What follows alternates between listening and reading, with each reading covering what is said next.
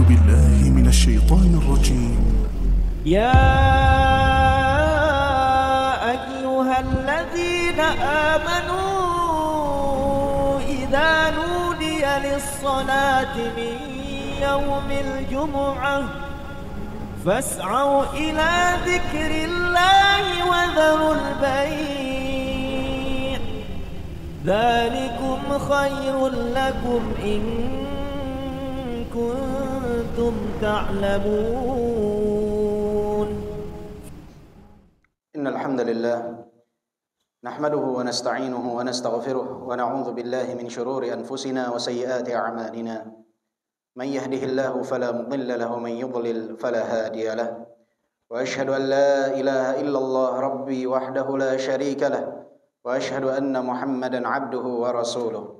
يا أيها الذين آمنوا اتقوا الله حق تقاته ولا تموتن إلا وأنتم مسلمون. يا أيها الناس اتقوا ربكم الذي خلقكم من نفس واحدة وخلق منها زوجها وبث منهما رجالا كثيرا ونساء واتقوا الله الذي تساءلون به والأرحام إن الله كان عليكم رقيبا.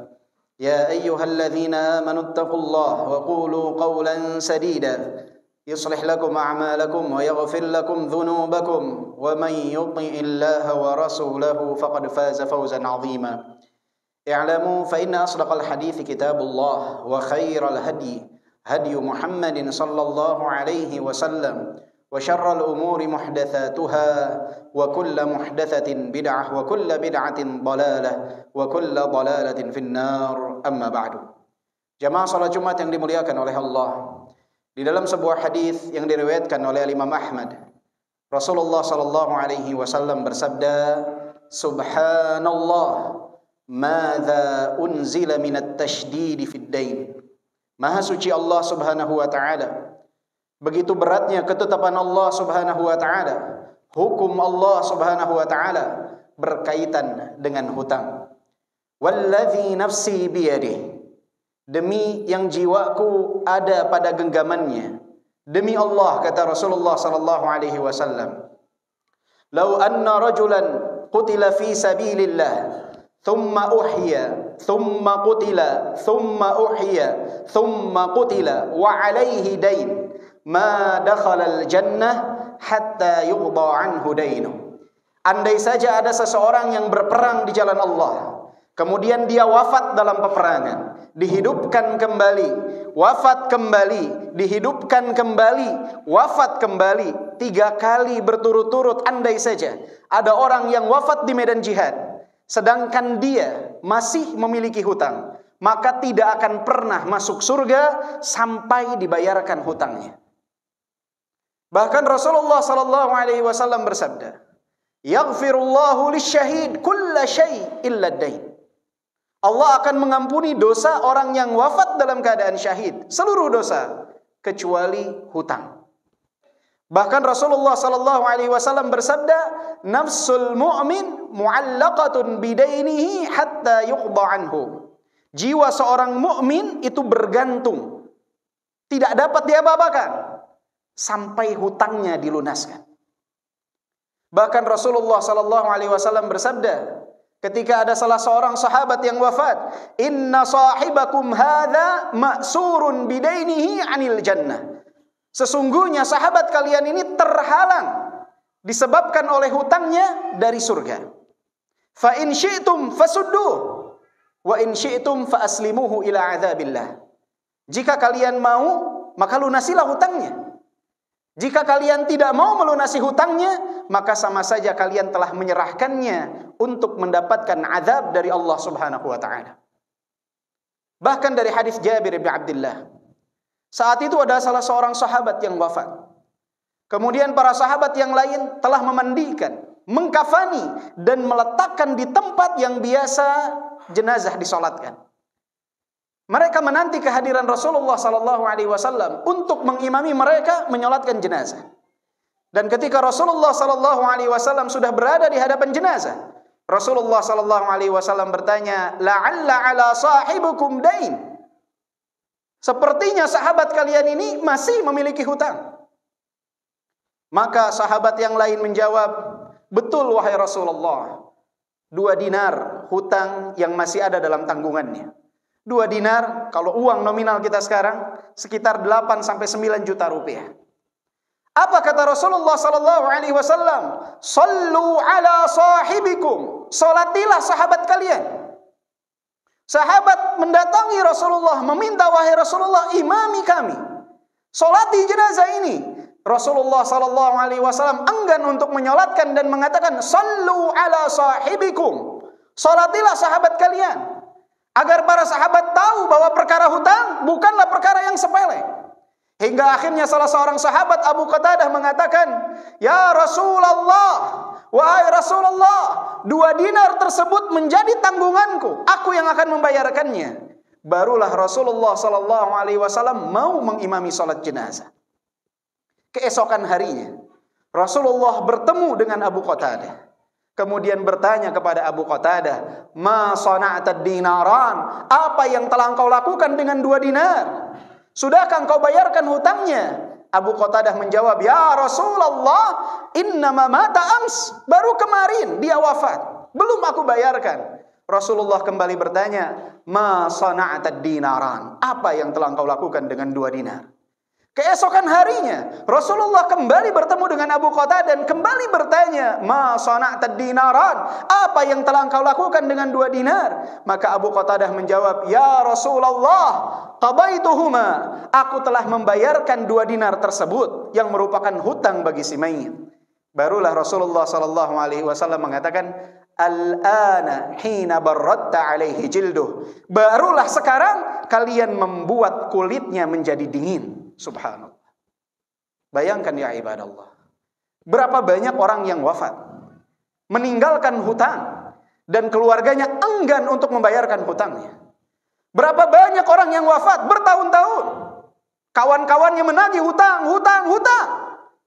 Keluarganya, anaknya, istrinya enggan untuk membayarkan hutang. Apa yang akan terjadi dengan si mayit di dalam kubur? Waliyadzubillah. Hutang adalah satu perkara yang tidak sepele ya ibadallah. Bahkan para ulama mengatakan, ad-dain hammun bil-lail wa madhallatun bin-nahar. Hutang itu adalah sesuatu yang membuat orang risau di waktu malam dan membuat dia menjadi rendah dan hina di waktu siang. Bagaimana orang yang berhutang sepanjang malam dia memikirkan cara untuk membayar hutangnya. Dan bagaimana di siang hari dia tundukkan pandangannya, tidak berani menatap orang yang memberikan hutang kepadanya, khawatir untuk ditagih. Kehinaan, kerendahan yang Allah Subhanahu wa taala berikan kepada mereka yang ketika di dunia enggan untuk membayarkan hutangnya.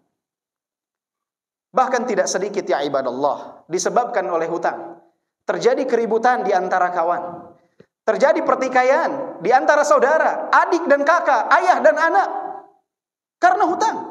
Betul apa yang dikatakan oleh Umar bin Al-Khattab radhiyallahu anhu arda. Beliau pernah mengatakan, ad-dain awwalahu ham wa akhirahu harb. Hutang itu diawali dengan kegelisahan dan berakhir dengan pertikaian. Itulah hutang. Subhanallah. Jamaah salat Jumat yang dimuliakan oleh Allah Subhanahu wa taala. Namun yang sangat disayangkan, banyak di zaman sekarang orang yang ketika dia berhutang, dia sudah niat dalam dirinya untuk tidak membayar. Berapa banyak saat ini orang yang berhutang memiliki karakter yang sangat beringas ketika ditagih hutangnya. Bahkan tidak sedikit yang ketika seseorang memberikan hutang kepadanya, orang yang berhutang tersebut ditelepon dia tidak mau mengangkat, didatangi ke rumahnya dia tidak mau menemui, dikirimkan pesan tidak mau membalas. Apakah ini akhlak seorang muslim?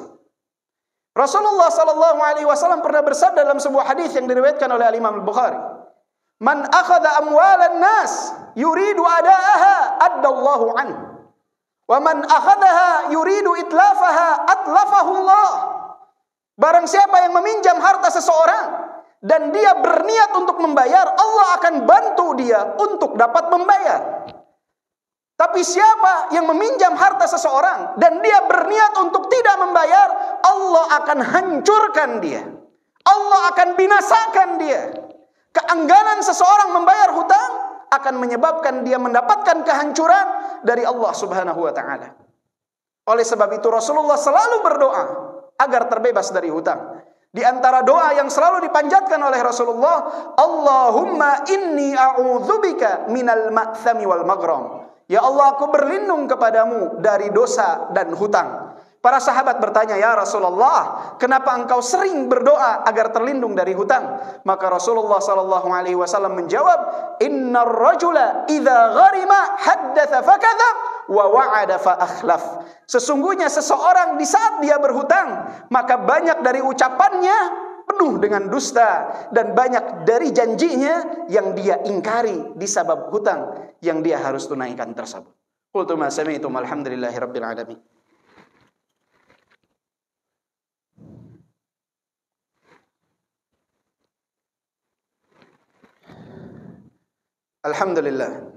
Alhamdulillah wassalatu wassalamu ala Rasulillah wa ala alihi wa sahbihi wa man wala, amma ba'du. Jemaah salat Jumat yang dimuliakan oleh Allah. Di khutbah yang pertama kita telah sama-sama mendengar bagaimana bahayanya hutang. Bukan berarti hutang diharamkan dalam syariat Islam. Hutang dibolehkan dalam syariat Islam. Bahkan ayat terpanjang berbicara tentang hutang.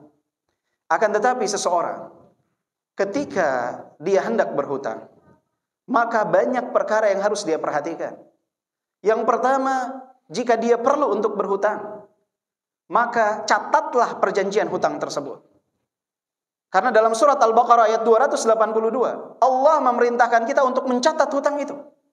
Karena itu yang dapat jadi pedoman di masa yang akan datang. Ketika adanya perselisihan di antara orang yang berhutang dan antara orang yang memberikan hutang. Faktubu, kata Allah, catatlah perjanjian hutang tersebut.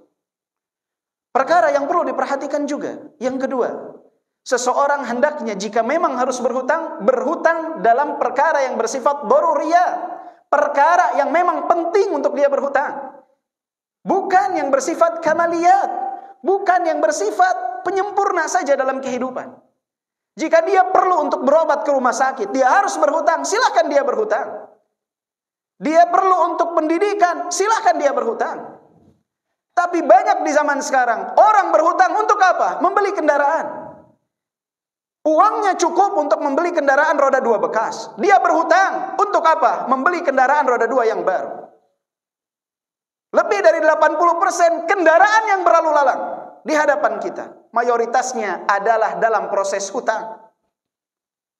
Orang yang mampu membeli kendaraan roda 4 bekas, dia paksakan diri berhutang agar kendaraannya mewah. Ini dilarang, ya ibadallah. Hal tersebut tidak dibolehkan. Seseorang mau berhutang silahkan dalam perkara daruriyat, perkara-perkara yang penting. Karena jika dalam perkara kamaliyat dia berhutang, tidak akan ada habisnya. Keinginan seseorang untuk memenuhi gaya hidup tidak akan pernah bisa tertutupi. Dia akan terus berhutang. Perkara yang ketiga yang perlu diperhatikan. Jika seseorang harus berhutang, maka ingat, jangan mencampurkan hutang dengan dosa, yaitu dengan pinjaman atau hutang ribawi. Berapa banyak orang yang saat ini terlilit dengan pinjaman ribawi. Bahkan tidak sedikit tawaran demi tawaran menggelitir ketika seseorang membuka media sosialnya. Berapa banyak iklan yang menawarkan seseorang untuk melakukan pinjaman ribawi. Bahkan ketika antum bawa uang cash, ingin membeli kendaraan, diarahkan untuk membeli kendaraan tersebut dengan sistem riba. Musibah di atas musibah. Karena riba adalah dosa yang sangat luar biasa. Jangan sampai dicampurkan hutang ini dengan riba. Atau juga sistem hutang yang ada di zaman sekarang yang sangat familiar, yaitu sistem arisan. Dasarnya adalah hutang piutang. Banyak orang yang dia sebetulnya terpenuhi kebutuhan hidupnya, kemudian masuk dalam arisan tersebut, padahal dia tidak perlu untuk masuk di sana. Bahkan banyak sistem arisan sekarang yang di dalamnya ada unsur riba. Siapa yang menang pada bulan tersebut, dia harus mengundang makan anggota yang lain. Dia harus menjamu anggota yang lain.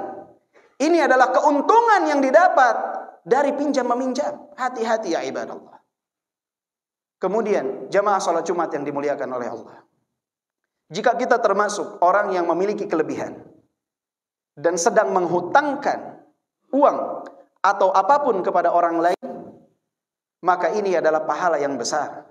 Rasulullah mengatakan setengah dari sedekah itu adalah memberikan hutang. Maka jika kita memiliki kelebihan dan ada orang yang meminjam uang kepada kita, kita mampu untuk memberikan, ingat, itu tercatat sebagai setengah sedekah. Berikan jika kita memang mampu. Dan jika pada waktu yang telah ditentukan dia belum mampu untuk membayar, berikan tempo. Wa in kana dzu usratin fanadhiratun ila maisarah. Jika ada orang yang berhutang dan berada dalam kesulitan, belum mampu melunasi pada tempo yang telah ditentukan, maka berikanlah keringanan kepadanya. Wa antasaddaqu khairul lakum in kuntum ta'lamun. Jika kalian bersedekah kepadanya, mengikhlaskan hutang tersebut, maka itu lebih baik bagi kalian jika kalian mengetahui. Maka di sini ya ibadallah, harus ada kesepakatan yang betul-betul dilakukan oleh orang yang memberikan hutang dan oleh orang yang berhutang. Seseorang ketika berhutang, ingat perkara yang penting, tidak bercampur dengan riba dan berusaha untuk menepati janjinya. Jika dia memang dalam niat di hati ingin melunasi hutangnya, Allah akan mudahkan jalan dia. Di sisi yang lain, bagi orang yang memberikan hutang, ingatkan saudara kita, jika tempo yang telah ditentukan dia belum membayar, sebagai bentuk rasa kasihan kita kepada mereka. Jangan sampai mereka wafat membawa hutang tersebut, mendapatkan azab Allah Subhanahu wa ta'ala. Dan jika kita memiliki kelebihan, lapangkan dia, biarkan dia membayar pada momentum yang dia mampu untuk membayar. Bahkan jika kita dapat bersedekah kepadanya, itu lebih baik kata Allah Subhanahu wa ta'ala. Jamaah salat Jumat yang dimuliakan oleh Allah Subhanahu wa taala, dan ingatlah selalu, berdoalah kepada Allah Subhanahu wa taala sebagaimana yang dicontohkan oleh Nabi agar kita terhindar dari hutang. Allahumma inni a'udzubika minal ma'thami wal maghram. Ya Allah, aku memohon perlindungan kepadamu dari dosa dan hutang. Qultu ma sami'tum alhamdulillahi rabbil alamin. Innallaha wa malaikatahu yusalluna 'alan nabi. Ya ayyuhalladzina amanu sallu 'alaihi wa sallimu taslima. Allahumma salli 'ala Muhammad wa 'ala ali Muhammad kama sallaita 'ala Ibrahim wa 'ala ali Ibrahim innaka Hamidum Majid. Allahumma barik 'ala Muhammad wa 'ala ali Muhammad kama barakta 'ala Ibrahim wa 'ala ali Ibrahim innaka Hamidum Majid. Allahumma arda 'an khulafa'ir rasyidin Abi Bakr as-Siddiq wa Umar al-Faruq wa Uthman dhin nurain wa Abil Hasanain Ali wa radallahu an sahabati ajma'in wa 'anit tabi'in wa man tabi'ahum bi ihsanin ila yaumiddin wa 'anna ma'ahum bi'afwika wa karamika ya akramal akramin. Allahumma ighfir lil muslimina wal muslimat wal mu'minina wal mu'minat al ahya minhum wal amwat. Allahumma ighfir li abaina wa ummahatina kama rabbawna shighara walhamdulillahi rabbil alamin wa aqimus salah.